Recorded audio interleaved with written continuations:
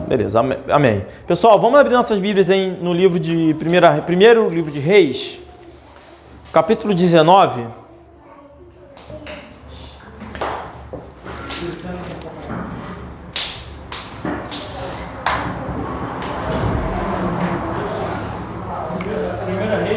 Isso, 1 Reis 19, eu vou ler o verso 19.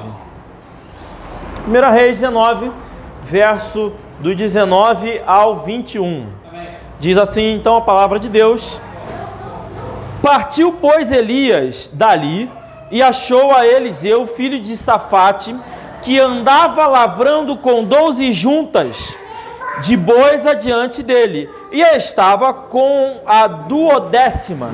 E Elias passou por ele e lançou a sua capa sobre ele. Então deixou ele os bois e correu após Elias e disse: deixa-me beijar a meu pai e a minha mãe, e então te seguirei. E ele lhe disse: vai e volta, pois que te fiz eu? Voltou, pois, de o seguir, e tomou a junta de bois e os matou. E com os aparelhos dos bois cozeu as carnes e as deu ao povo, e comeram. Então se levantou e seguiu a Elias e o servia. Amém? Amém. Senhor, abençoe a leitura dessa palavra e nos conduza aqui durante essa mensagem. Irmãos, o tema da mensagem de hoje é: não se fazem mais homens como antigamente. Não se fazem mais homens como antigamente. O motivo essa semana e esse período, uma das coisas que eu me preocupo muito é com a criação e educação dos meus filhos. E eu tenho uma certa dificuldade de entender o que acontece no mundo, tá? Mas tenho minhas próprias teorias. Cada vez mais, a humanidade, os homens, estão ficando menos homens. O comportamento masculino está sendo criticado, cada vez mais incentivado o contrário, né? Eles dizem: olha, você precisa botar para fora, você precisa expor o seu sentimento, você não precisa ser rígido, você tem que... Esticam estimulando a fragilidade masculina. E, assim, vou fazer uma declaração aqui, não quero que ninguém me entenda mal, tá? Eu não acredito muito e na depressão, conforme o pessoal diz por aí. Eu entendo que tem aí a pessoa que possa ter uma disfunção hormonal, ou sei lá o que eles dizem, mas eu não acredito muito nesse estímulo. Você está deprimido? Beleza, então isso é uma doença, você tem que reconhecer que é uma doença. Agora que você reconhece que é uma doença, você tem que procurar um profissional, e aí procura o profissional vai te prescrever um remédio, e esse remédio é uma espiral que serve para te escravizar. E não só isso, de maneira geral, o comportamento masculino vai se fragilizando, ou seja, o que é agradável na escola, já dei esse exemplo várias vezes, eu vou repetir o exemplo, tá? Tem uma redação de uma menina e uma redação de um menino. A redação de uma menina, já falei exatamente isso, a menina conta a história de estar passeando no campo das flores, cheirando as rosas e tal, blá blá blá blá. O menino conta a história de um ninja que decapitou o outro. O Noé tem 3 anos. Em todas as brincadeiras dele com bonecos, alguém morre. Todas. Ele sozinho, eu fico vendo, ele fala assim: a gente tem um plano, vamos matar ele. Sempre alguém morre, sempre. Isso é perfeitamente normal. É por isso que o desenho animado que eles gostam, o Ninjago, eles gostam. Porque estão lá atacando, guerra, luta, não sei o quê, não tem história, não tem nada, um atacando o outro, ora é um monstro, ora é um bicho. É um comportamento tipicamente masculino, especialmente de crianças e meninos. Agora, hoje isso não é mais estimulado. Eu conheci uma mãe que botava os seus filhos meninos para assistir Barbie. E aquele outro que eu esqueci, Polly, ou sei lá, outros desenhos assim, porque ela não queria que os seus filhos aprendessem a violência. Então tudo isso sendo que a violência é uma forma, assim, desculpa, tá? Sadia da relação dos meninos. Os meninos se confrontam, se testam, brigam, tudo isso faz parte do crescimento. Se você não aprende os seus limites, se você não aprende que se eu falar certa coisa eu corro o risco de levar um soco na cara, se eu não aprendo que um soco na cara dói e que dói a mão se você der, tudo isso você não aprende a lidar na sociedade e funcionar como homem, competir num ambiente cada vez mais competitivo. Então, os homens que quiserem enfrentar bem o futuro precisarão necessariamente buscar algo que é reprimido hoje, que é a excelência. Eles vão precisar estudar mais do que nós estudamos, eles vão precisar se dedicar mais a fazer as coisas que nós fizemos, em tudo, porque cada vez mais esse comportamento vai sendo reprimido. E agora, então vamos imaginar o seguinte, aqui está o homem, aqui está a mulher normal, um homem e a mulher normal. O normal é um se unir ao outro, cada vez mais eles irem se unindo e a partir dessa união eles caminharem juntos, tá? O que está acontecendo na sociedade? Os homens estão sendo direcionados a caminhar o caminho oposto do que seria o caminho normal, a caminhar cada vez mais para o outro lado, cada vez menos homem, cada vez mais feminino, cada vez mais frágil, estimulando. Hoje, se o meu filho chorar e eu falar para ele, igual eu chorei, moleque, as pessoas, você não pode reprimir, não sei o que, tem que deixar ele explorar. Não, engole o choro. Por que engole o choro? Porque eu, como homem, se eu estiver em casa e minha esposa me ver chorando, é um ridículo. Eu passo papel de vergonha, ela não vai ter respeito por mim. Essa é uma constatação da realidade. Quando um homem encontra com outro homem e fala assim, e aí, cara, como é que você está? Tudo bem. A casa está caindo, o caos, acabou de perder o emprego, tudo bem. Por que o homem fala de futilidades? Porque ninguém quer saber de problema de ninguém. Se eu chegar para o irmão Zé Renato, falar, Zé Renato, e aí como é que foi o dia hoje? Horrível. Olha, sabe o que aconteceu? Fulano fez não sei o que lá, não sei o que lá. Eu nunca mais pergunto para ele como é que foi o dia dele hoje. Acabou. Não dá para ter esse diálogo, porque me irrita. Me irrita. Então eu chego para ele e falo, Zé Renato, como é que foi seu dia hoje? Sensacional, foi tudo bom. E o futebol? Aí a gente discute futebol, você quer o futebol, Flamengo, Botafogo e tal, aquela coisa. Beleza, aí funciona assim. Pô, tu viu não sei o que lá, tu viu aquela luta, tu viu não sei o que lá. Homem é isso. Ele está ali se relacionando socialmente, porque o homem gosta de ter os camaradas. O homem gosta de estar no seu bandinho, no seu grupinho, e ali, quando isso acontece, por mais difícil que aconteça a sociedade em volta dele, ele se diverte, ele curte. Por exemplo, você vê relatos na Primeira Guerra Mundial, que era uma guerra muito difícil, morreu muita gente, e você tem relatos dos caras, então você imagina, gente morrendo, amigo morrendo, você matando, aquele caos. Já tem relato dos caras, quando a gente fazia uma fogueirinha ali, sentava em volta, contava piada, fazia não sei o quê, porque tendo um grupo de homens, por mais difícil que seja a situação, esses homens conseguem superar e suportar e auxiliar uns aos outros. No entanto, se ao invés disso tiver lá o homem na guerra, falando, ai meu Deus, está todo mundo morrendo, como é que vai ser? Eles estão invadindo, a gente está perdendo o campo. Já era, meu irmão. Já era, não tem como funcionar, vai ficar todo mundo doente. E esse comportamento doentio de fragilidade masculina está sendo estimulado. E o tema é, não se fazem mais homens como antigamente.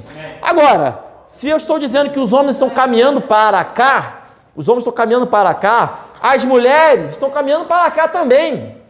As mulheres estão cada vez mais deixando de ser femininas, ou sendo estimuladas à promiscuidade. E aí eu digo, olha, eu tenho filhas, vocês têm filhas, cuidado. Por quê? Porque antigamente, por exemplo, nós somos de Niterói. Niterói é uma cidade considerada, entre nós niteroienses, pequena. Todo mundo se conhece, tal, aquela coisa. Entre aspas. E aí, como é que acontecia na nossa época? A menina mais bonita da escola iria competir pelos meninos ali daquela escola, certo? Hoje tem Instagram, tem TikTok, tem tudo isso, e a menina mais bonita da escola recebe a atenção de gente do Brasil inteiro, recebe a atenção de um monte de gente. Isso perturba a cabeça da menina. Não consegue discernir, uma menina de 15 anos recebe a atenção de um cara de 30, bem sucedido e tal, ela se encanta, ela excede o valor na cabeça dela do que de fato ela tem, não consegue se enxergar como objeto, e as meninas vão cada vez mais se afastando dos homens. E aí eu pergunto, qual é o propósito da sociedade em separar isso, em destruir essa relação de homem normal e de mulher normal? Por que vocês acham que isso acontece? Aí eu vou dar a resposta, que eu também não tenho certeza, mas eu acredito que a Bíblia diz que no fim dos tempos, Satanás e os seus demônios vão guerrear contra os homens de Deus. Pergunto aos irmãos, o que é melhor? Você vai invadir um território, você vai guerrear. O que é melhor? Você encontrar do outro lado um bando de homem. Vamos lá, meu irmão, estou disposto a morrer. Eu vou morrer por Jesus. Eu vou guerrear, eu vou morrer, ninguém me tira disso. Se tiver que me lançar na fogueira, me lança. E o outro, isso aí, aquela coisa, né? Todo mundo. Ou um bando de homem deprimido, tomando um antidepressivo. O que é melhor? Quem é melhor enfrentar? O bando de homem fragilizado, deprimido, que chora. É lógico.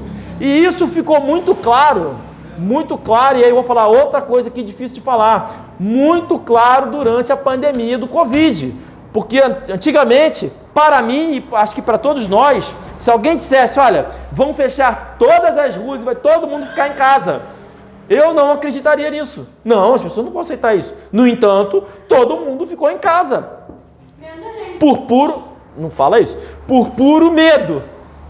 Por puro medo, as pessoas se trancaram e ficaram, ai meu Deus, a minha avó tem 93 anos e ela ficou muito mal. Beleza, ela tem 93 anos, está doente, ficaria mal de outra coisa. Todo respeito, eu perdi gente, perdi parente, é a vida. No entanto, não fazia mal aos jovens, pelo menos hoje a gente vê hoje. E a gente deixou de enfrentar o mundo, deixou de enfrentar os problemas, nós nos entregamos ao controle total. Imagina no futuro. Então, cabe a nós tratar de trazer excelência aos homens em todos os aspectos da nossa vida. E aí, vamos supor, eu tenho um compromisso, eu tenho que treinar o violão. Ah, mas eu não estou afim, treino o violão. Faz quando está afim, faz quando não está afim, faz quando está chateado, faz quando o dedo está doendo, faz quando o dedo está bom, o tempo todo. Superar esse desafio. Não importa o sentimento do homem, não interessa, tá? Com todo respeito. Ah, mas eu não estou me sentindo bem. Não interessa. Levanta, faz o que você tem que fazer. Ah, mas eu não quero. Não interessa. Com todo respeito. Estou falando aqui para homens que têm que entender a sua posição como homem. Se está difícil hoje, vai ficar mais difícil amanhã. E eu tenho certeza absoluta que qualquer mulher preferirá um homem que levanta, faz o que tem que fazer, sem vontade, do que o homem que fica preso à sua vontade, à necessidade da sua vontade. Tá? Eu tenho certeza absoluta. E aí, por que esse texto foi escolhido? E todos os textos que eu vou ler hoje? Para exemplificar a diferença que havia. Irmãos, nós todos que somos cristãos, estamos no meio de uma guerra. Você pode negar isso, você pode fechar os seus olhos, mas isso não muda o fato que nós estamos no meio de uma guerra. E essa guerra é espiritual. O inimigo quer destruir a sua família, a minha família. Ele quer transformar a nossa sociedade numa sociedade fragilizada. Quer entregar as suas filhas para o mundo. Quer tirar os seus filhos e deixar eles jogando videogame o dia inteirinho, lá, deprimido, consumindo pornografia. É isso que o inimigo quer. Acabar com a masculinidade do homem, acabar com a feminilidade da mulher e com isso destruir a família. E ao destruir a família, ele vai destruir a igreja, vai destruir os cristãos, vai ficar todo mundo entregue a Satanás.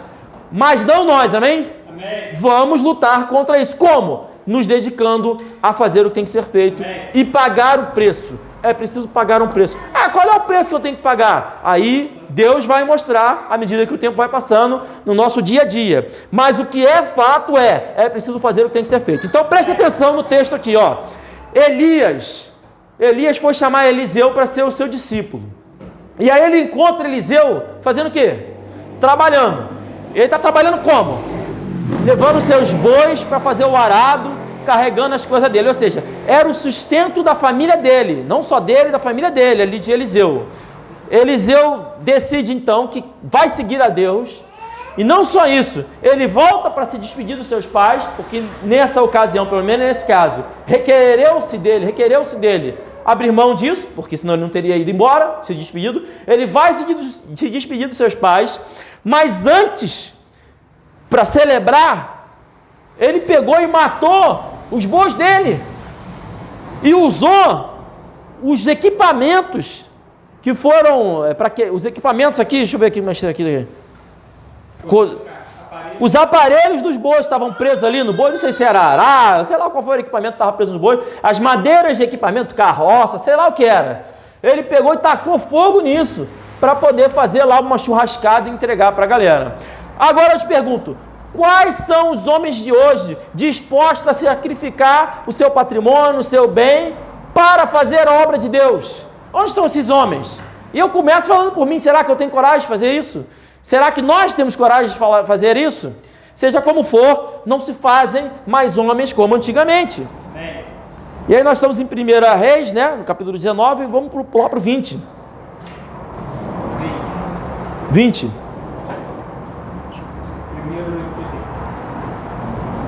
Deixa eu só ver até onde tem que ir aqui.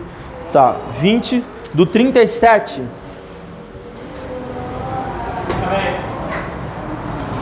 Diz assim então, depois, presta atenção nesse texto, olha que curioso. Depois encontrou outro homem e disse, ora, fere-me. E aquele homem deu-lhe um golpe ferindo-o. Perdão, vamos antes um pouquinho. Vamos no 35. Então um dos homens, 33. E aqueles homens tomaram isso por bom presságio e apressaram-se em apanhar a sua palavra e disseram, teu irmão Ben-Hadad vive. Estava em guerra, tá? E ele disse, vinde trazei-mo. Então Ben-Hadad foi a ele e ele o fez subir no carro. Então Acabe, o rei de Israel, estava guerreando contra Ben-Hadad e disseram para ele, ele está vivo. Então ele mandou chamar Ben-Hadad e falou, sobe aqui no carro, nós vamos ter uma conversa. Olha a conversa que eles tiveram aqui, tá? E disse ele, as cidades que meu pai tomou do teu pai, tais restituirei. Então, ó, meu pai venceu de você, eu vou te devolver.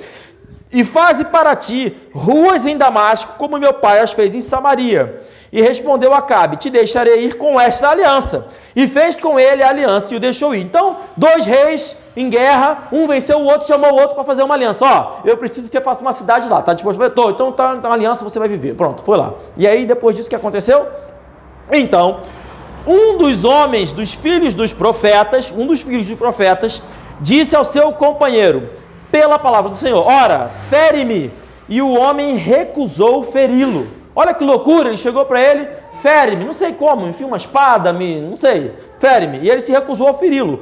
E no verso 36, e ele lhe disse, porque não obedeceste à voz do Senhor, eis que, em te apartando de mim, um leão te ferirá. E como dele se apartou um leão, encontrou e o feriu. Depois encontrou outro homem e disse, ora, fere-me. E aquele homem deu-lhe um golpe ferindo-o. Então foi o profeta e pôs-se perante o rei no caminho, disfarçou-se com cinza sobre os seus ossos. E sucedeu que, passando o rei, chamou ele ao rei, dizendo, teu servo está no meio da peleja. E eis que, desviando-se um homem, trouxe-me outro homem e disse, guarda-me este homem, se vier a faltar, será a tua vida em lugar da vida dele, ou pagarás 1 talento de prata. Sucedeu, pois, que estando o teu servo ocupado de uma e de outra parte, eis que o homem desapareceu. Então o rei de Israel lhe disse, esta é a tua sentença, tu mesmo a pronunciaste. Então ele se apressou e tirou a cinza sobre os seus olhos, e o rei de Israel o reconheceu, né, que era um dos profetas, e disse-lhe, assim diz o Senhor, porquanto soltastes da mão o homem que eu havia posto para destruição, a tua vida será em lugar da sua vida, e o teu povo em lugar do seu povo. E foi o rei de Israel para sua casa, desgostoso e indignado, e chegou a Samaria. Então preste atenção nisso.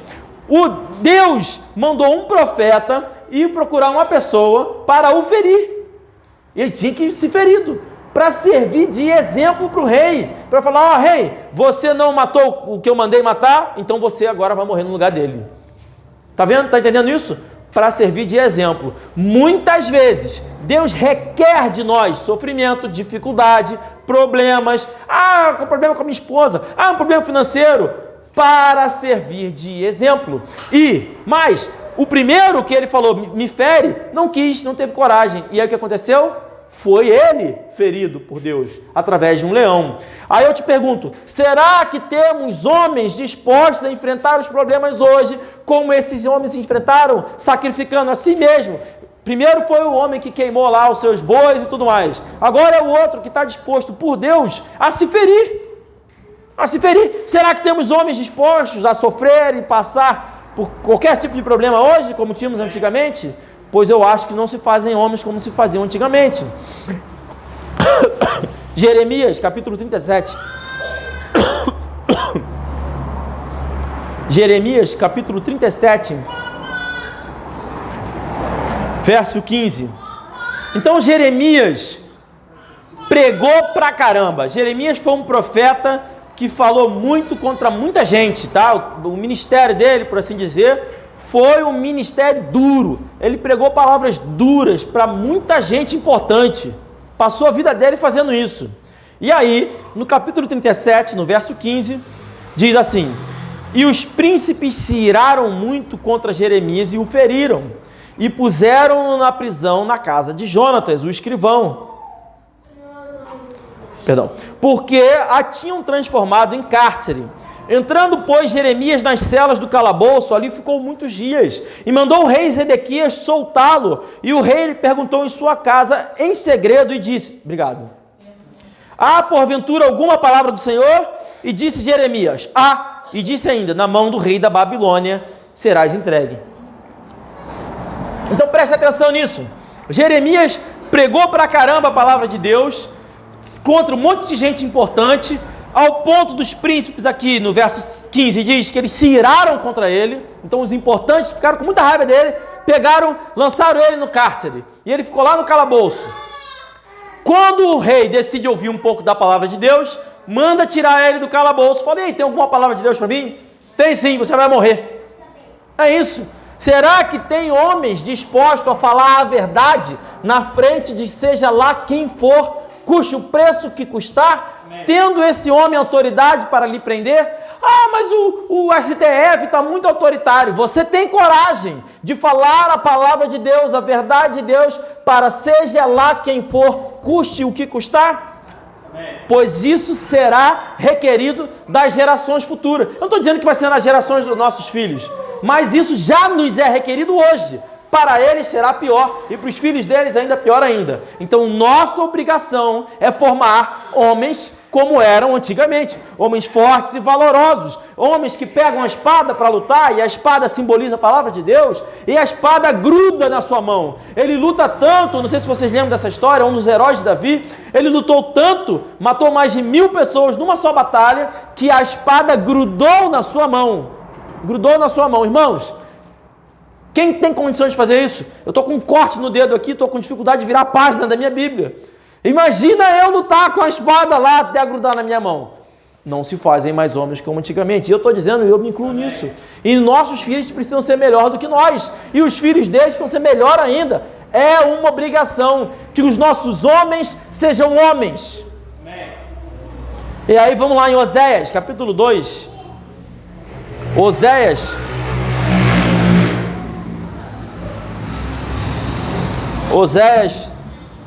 vai dizer no verso 1, palavra do Senhor que foi dirigida a Oséias, capítulo 1, palavra do Senhor que foi dirigida a Oséias, filho de Beeri, nos dias de Uzias, Jotão, Acais, Ezequias, reis de Judá, e nos dias de Jeroboão, filho de Joás, rei de Israel.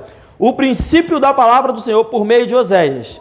Disse, pois, o Senhor, olha isso, hein? Disse, pois, o Senhor a Oséias, vai, toma uma mulher de prostituições e filhos de prostituição, porque a terra certamente se prostitui, desviando-se do Senhor. Então, Deus requereu do profeta Oséias casar-se com uma mulher, filha de prostituição, e ter filhos que não eram dele, de prostituição também, para ilustrar ao povo que o povo se comportava dessa forma. Ou seja, o povo se prostitui, se desviando-se para outros deuses. Quem são os homens dispostos a fazer isso? Pois Oséias falou, e não só isso, a mulher que ele casou saiu, fugiu de casa, se envolveu com outros homens e Deus mandou que Oséias a recebesse, e não só isso, a amasse novamente. Porque aí no capítulo 2, verso 4, vai dizer, no capítulo 2, verso 4, vai dizer que os filhos que ele teve com ela, presta atenção nisso, Deus requereu que Oséias rejeitasse os seus próprios filhos. Está escrito aí, ó.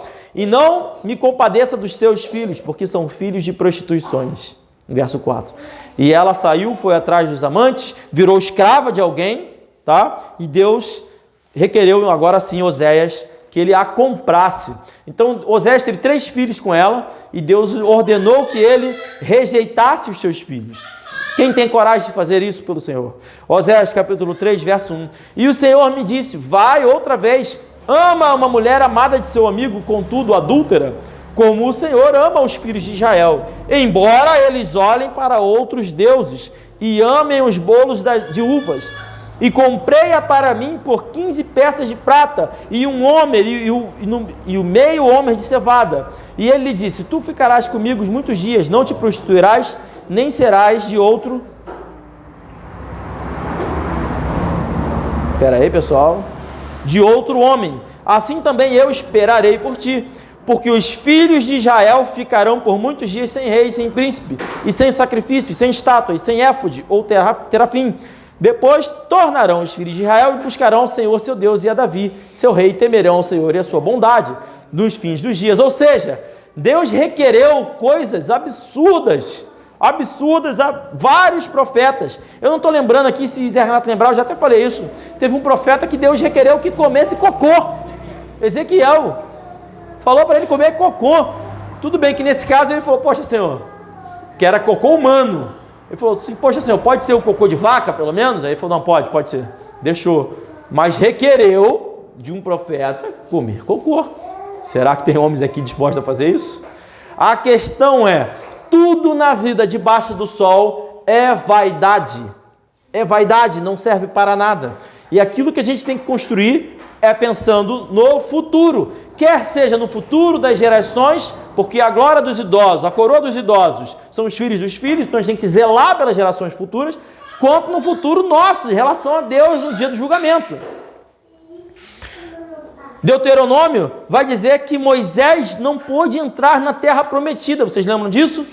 Moisés não pôde entrar na terra prometida. Ele pediu para pelo menos ver.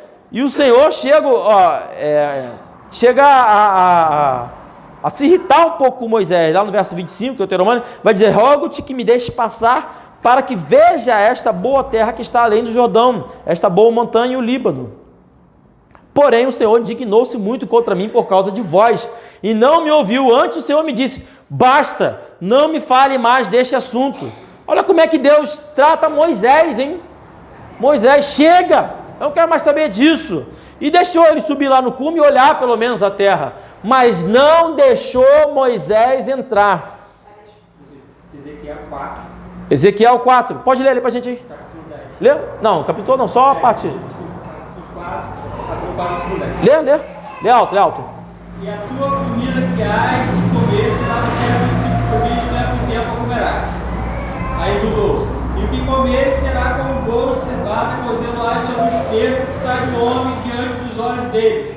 Beleza. E disse o Senhor, assim comerão os filhos de Israel seu pão imundo entre os gentios, para onde os lançarei. Então disse eu, Senhor Deus, eis que a minha alma não foi contaminada, pois desde a minha mocidade até agora nunca comi daquilo que morrer de si mesmo, ou que era despedaçado por feras, nem carne abominável entrou na minha boca. E disse-me, vê, deite esterco de vacas em lugar de esterco de homem, e sobre ele prepararás o teu pão.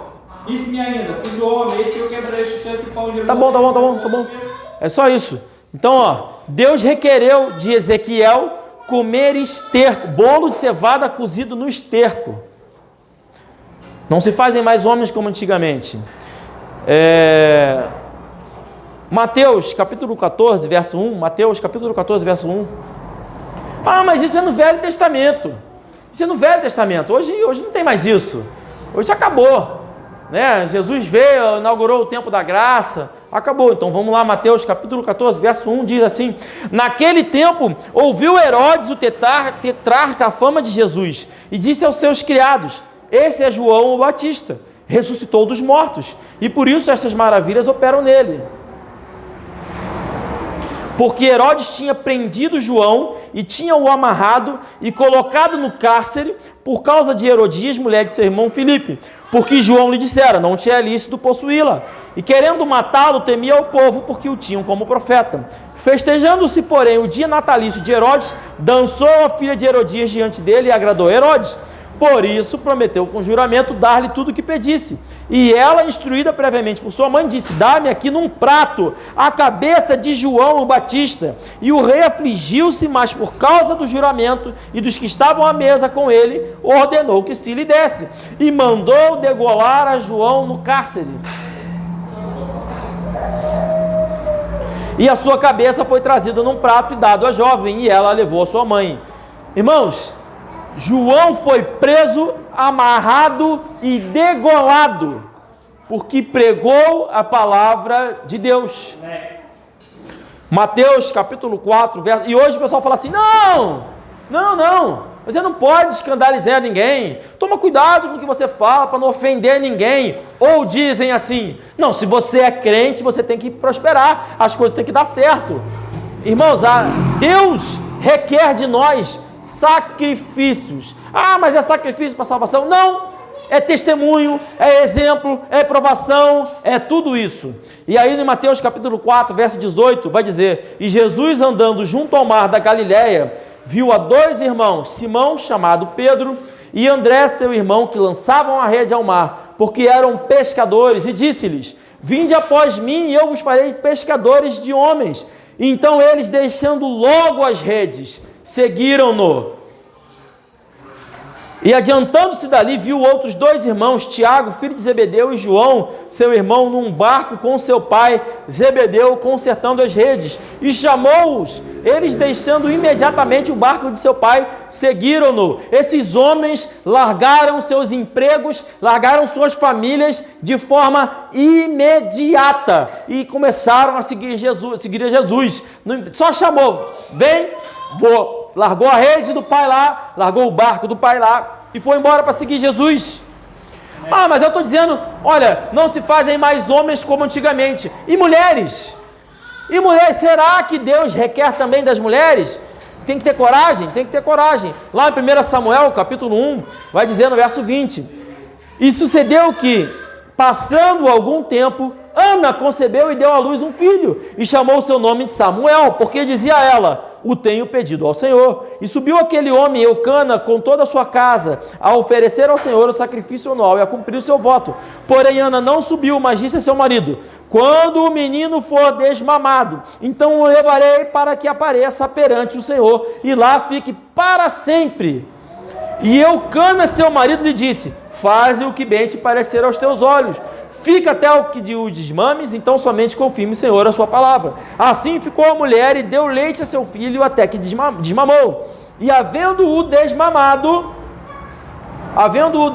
tomou-o consigo com 3 bezerros e um efa de farinha e um odre de vinho, e levou à casa do Senhor em Siló, e era o menino ainda muito criança. E degolaram um bezerro, trouxeram o menino a Eli, e disse ela: ah, meu Senhor, viva a tua alma, meu Senhor. Eu sou aquela mulher que esteve aqui contigo para orar ao Senhor, porque por este menino orava eu, e o Senhor atendeu a minha petição que eu lhe tinha feito. Por isso também ao Senhor eu o entreguei por todos os dias que viver, pois ao Senhor foi o pedido, e adorou ali ao Senhor. Então, Ana não tinha filhos. Não tinha filhos, não podia ter filhos, e sofria por não poder, porque ela não só não podia ter, como tinha uma rival que zombava dela. E ela clamou ao Senhor, pediu um filho, e ela fez o que com esse filho? Entregou-o, assim que ele desmamou. Lá o Noé tem 3 anos e já não mama mais. Pegou, levou lá e falou: ó, tá aqui, é seu filho, tá entregue nas mãos do Senhor. Qual é a mulher que faria isso hoje? Qual é a mulher? E Deus usa tudo isso para nos exemplificar e para que nós nos inspiremos a entender que de nós é requerido esforço, trabalho, dedicação, valores que são ridicularizados pela nossa sociedade hoje. Não, você não pode ter valores, eu não posso ensinar ao meu filho, não, olha, para sua esposa tem que ter certos critérios para escolher a sua esposa. Tem que ter. Tem que ter para tudo, para casamento, para educar filhos, tem que ter padrão, critério e seguir. E para seguir é preciso ter disciplina. Amém. E tem mais, Deus prometeu a todos nós perseguições. E mais, vão piorar. 1 Timóteo capítulo 3. 1 Timóteo capítulo 3.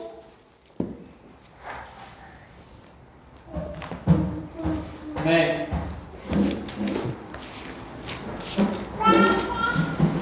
1 Timóteo capítulo 3, verso 1.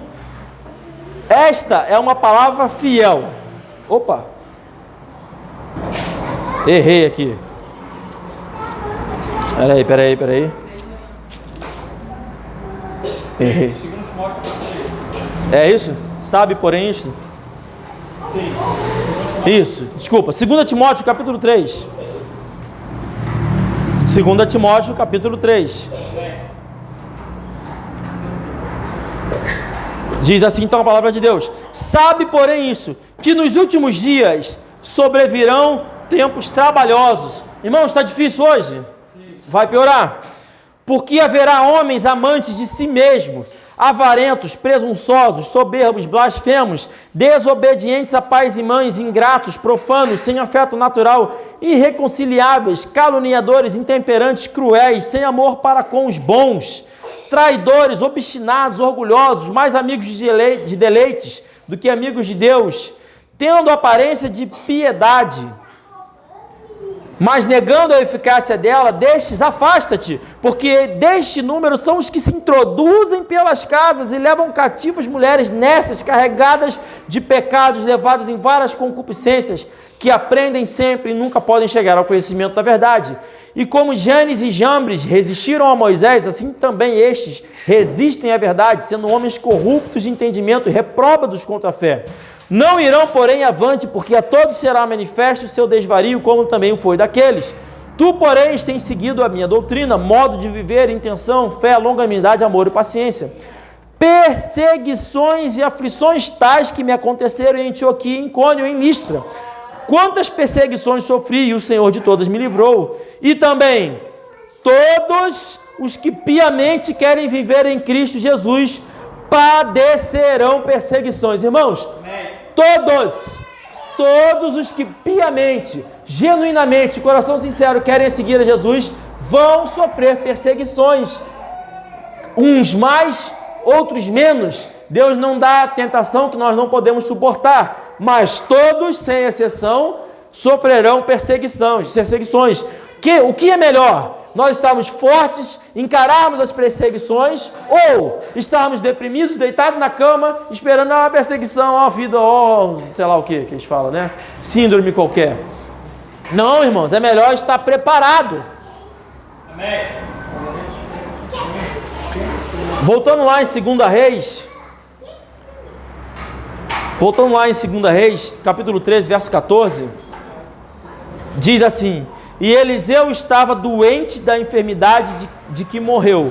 Ou seja, Eliseu estava doente, pronto para morrer, e logo depois ele vai morrer. Estava lá no seu leito de morte lá. Vou beber uma água aqui. Então lá morrendo, detalhe, Eliseu, eu não sei se os irmãos lembram, foi aquele que curou um monte de gente, que fez o machado subir da água, que ressuscitou o menino. Eliseu tinha... Elias antes de Eliseu, tinha autoridade para fazer grandes milagres, tá bom? Mas ele estava doente e não se curava e morreu dessa doença. E aí ele vai dizer, e Joás, rei de Israel, desceu a ele, chorou sobre seu rosto e disse: meu pai, o carro de Israel e seus cavaleiros. E Eliseu lhe disse: toma um arco e flechas. E tomou um arco e flechas. Então disse ao rei de Israel: põe a tua mão sobre o arco. E pôs sobre ele a sua mão. E Eliseu pôs a sua mão sobre as do rei. E disse: abre a janela para o oriente. E abriu-a. Então disse Eliseu: atira. E atirou e disse: a flecha do livramento do Senhor é a flecha do livramento contra os sírios. porque ferirás os sírios em Afeque até os consumir. Disse mais: toma as flechas, e tomou-as. Espera aí que deu ruim aqui. Toma as flechas e tomou-as. Rapaz, calma aí, deu. E disse ao rei de Israel: fere a terra, e feriu-a 3 vezes e cessou. Então o homem de Deus se indignou muito contra ele e disse: 5 ou 6 vezes deverias ter ferido, então feririas os sírios até os consumir. Porém agora só 3 vezes ferirás os sírios. Depois morreu Eliseu e o sepultaram. Ora, as tropas dos moabitas invadiram a terra à entrada do ano. Então, irmãos, Eliseu estava lá, doente, pronto para morrer, já ia morrer. Um último evento aconteceu. Joás foi lá e falou: poxa, Eliseu, e aí, tal, vai morrer, mas os cavalos de guerra estão chegando aí. Aí ele abre a janela e fala: tira as flechas. Qual foi a reação de Eliseu aqui? De ira completa. Mesmo no seu leito de morte, Eliseu se irritou com Joás pela falta de coragem, de fé do próprio Joás, e por não ter disciplina e por ter preguiça. Cara, era só atirar a flecha. Ele falou: atira a flecha. Atirou 3 vezes. Mas tá de brincadeira, cara. Atirava pelo menos 6. Eu tô falando que você vai atirar a flecha, você vai te dar a vitória, tu vai atirar 3 vezes. Você é fraco, é covarde? É o que? Eu não entendi. Vai ferir a terra 3 vezes? Atira 6 no mínimo. Pô, brincadeira. E morreu. As últimas palavras de Eliseu foi essa: reclamando de um homem que não agiu como nós devemos agir, com a coragem. Agora eu digo, se Eliseu morreu reclamando de um homem fraco, quanto mais nós. Quanto mais nós. E lá em Timóteo, o apóstolo Paulo falou que sobreviriam dias trabalhosos, muito mais trabalhosos do que os dias de hoje, e cada vez piorando, que nós sofreríamos perseguições. E aí eu volto ao que eu falei lá no início, sobre a separação, da transformação de homens em homens fracos e mulheres em masculinizadas, na destruição da sociedade. Por quê? Zé, lembrei disso agora, não estava no texto não. Onde está aquele texto do mimoso? Mimoso. Você que me lembrou aí. É 4, né? 4, deve ser 4. Vou procurar aí. Vamos achar aqui. Os irmãos quiserem ir lá, vai procurando Deuteronômio aí.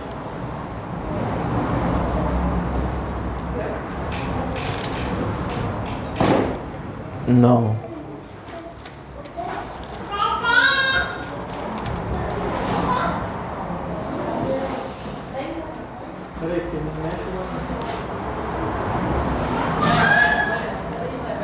Desculpa, tá, irmão? Vou achar aqui, vou achar.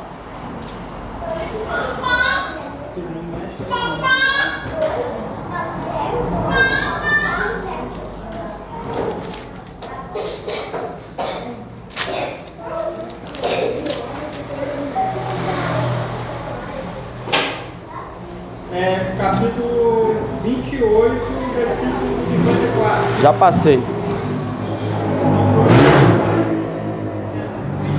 Então, capítulo 28, 54. Agora presta atenção. Deuteronômio, capítulo 28, versículo 54. Presta atenção nisso, tá? Meninos, presta atenção nisso. Quanto ao homem mais mimoso e delicado no meio de ti, tá? Aquele filhinho mimado, aquele delicadinho que chora à toa, que ai meu dedinho, ai meu joelho, ai não sei o que, esse delicadinho, e a mamãe vai lá, ai meu filhinho se machucou, aquele mimoso, tá? O mimoso.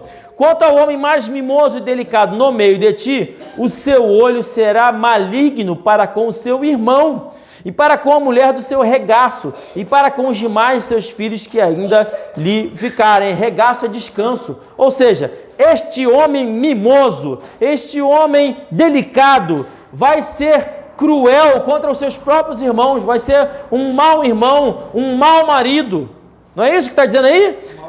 Um mau pai. ele será maligno para com seu irmão, e para com a mulher do seu descanso, seu regaço, e para com os demais seus filhos que ainda lhe ficarem. Então preste atenção, a sociedade estimulando homens a ficarem cada vez mais mimosos, cada vez mais fracos, cada vez mais deprimidos, botando seu sentimento para fora. Eu vou falar aqui para vocês: engulam os seus sentimentos, engulam o choro e encarem como homem. Amém. Todo respeito, eu sei que temos um psicólogo aqui, mas já falou amém. Então beleza.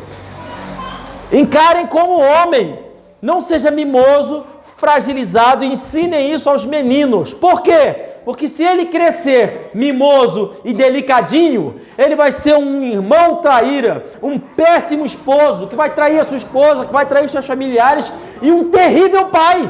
Amém. Terrível. Então o homem tem que ser homem para ser um bom marido, um bom irmão e um bom pai. Consequentemente, um bom membro de igreja, uma pessoa útil e funcional para toda a sociedade. Confiável, seguro. Amém. É claro que o texto também fala da mulher mimosa, tá? Vou ler só porque está escrito. 56. E quanto à mulher mais mimosa e delicada no meio de ti, que de mimo e delicadeza nunca tentou pôr a planta do seu pé sobre a terra, será maligno no seu olho contra o homem de seu regaço, seu descanso, e contra seu filho e contra sua filha. Então a mulher também, que é mimosa e delicada, tão delicada que não pode fazer nada, não vou lavar minhas mãos, que não vou lavar a louça porque vai machucar minhas unhas, eu não vou fazer tal coisa, varrer porque me dá calo a vassoura. Essa mulher vai também ser uma péssima esposa, uma péssima mãe e uma mulher que não se integra funcionalmente na sociedade. E é justamente o que a nossa sociedade está estimulando. Amém. Irmãos, aonde está a batalha? No campo espiritual. Então, quem são os que são opositores a isso aqui? Nós.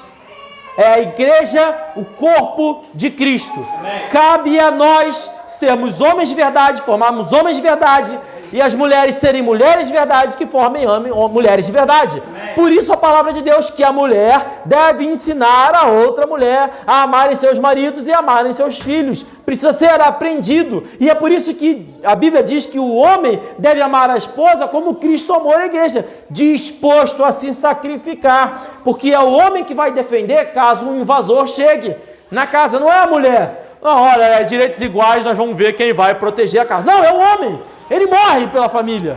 Amém. Ninguém discute isso. É uma questão de ser homem e é uma questão de ser mulher. Amém? Amém? Essa é a mensagem de hoje. E aí eu quero dizer aos irmãos, qual é a nossa resposta? A resposta é mais trabalho. Eu sei, a gente trabalha, a gente tem um dia corrido, mas não tem descanso. Não tem descanso. Pelo menos enquanto tivermos tantas crianças no nosso meio, é nosso trabalho. E nós vamos descansar, repousar quando tiverem os netos. Aí a gente estraga eles e deixa nossos filhos lutarem por nós. Amém? Também. Amém. Essa é a mensagem de hoje.